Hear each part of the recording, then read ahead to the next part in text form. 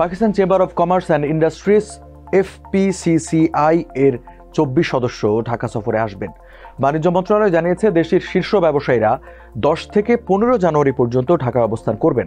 দর্শক, এসব নিয়ে এখনকার টিবিএস নিউজ আপডেটস, সাথে আছে আমি রঞ্জু ইফতেখার। পাকিস্তানের হাইকমিশনার এক চিঠিতে পররাষ্ট্র মন্ত্রণালয়কে জানিয়েছে, এই সফরের সময় প্রতিনিধি দল প্রধান উপদেষ্টা ডক্টর মোহাম্মদ ইউনূস এবং বাণিজ্য উপদেষ্টা শেখ বশির উদ্দিনের সঙ্গে সাক্ষাৎ করবেন। এছাড়া বাংলাদেশ বিনিয়োগ উন্নয়ন কর্তৃপক্ষের চেয়ারম্যান চৌধুরী আশিক মাহমুদ বিন হারুন এবং রপ্তানি উন্নয়ন ব্যুরোর ভাইস চেয়ারম্যান আনোয়ার হোসেনের সঙ্গে দেখা করবেন। Bangladesh chamber of commerce and ইন্ডাস্ট্রিজের আমন্ত্রণে ব্যবসায়ীদের প্রতিনিধি দলটি ঢাকায় আসছে।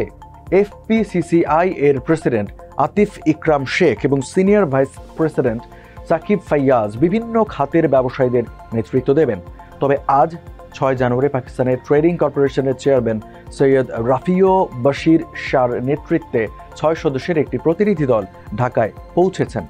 7 জানুয়ারি এই প্রতিনিধি দল বাংলাদেশ ট্রেডিং কর্পোরেশনের চেয়ারম্যান এবং অন্য শীর্ষ কর্মকর্তাদের সঙ্গে দেখা করবেন। এ সময় দুই দেশের মধ্যে একটি সমঝোতা স্মারক সই হওয়ার কথা রয়েছে। 5 আগস্ট রাজনৈতিক পট পরিবর্তনের পর ইসলামাবাদের সঙ্গে ঢাকার সম্পর্কের উন্নয়ন হচ্ছে, সেই সঙ্গে দুই দেশের মধ্যে বাড়ছে বাণিজ্যের পরিধিও। এরই মধ্যে পাকিস্তান থেকে 2 বার জাহাজে করে পণ্য খালাস হয়েছে চট্টগ্রাম বন্দরে। বাংলাদেশ মূলত পাকিস্তান থেকে তুলা ও সিমেন্টের কাঁচামাল আমদানি করে থাকে, অন্যদিকে রপ্তানি করে থাকে পাট, চা, তৈরি পোশাক, হাইড্রোজেন পারক্সাইড এবং ওষুধ। দর্শক, এই ছিল এখনকার টিবিএস নিউজ আপডেটস। আরও সংবাদের বিশ্লেষণ জানতে টিবিএস এর সাথেই থাকুন।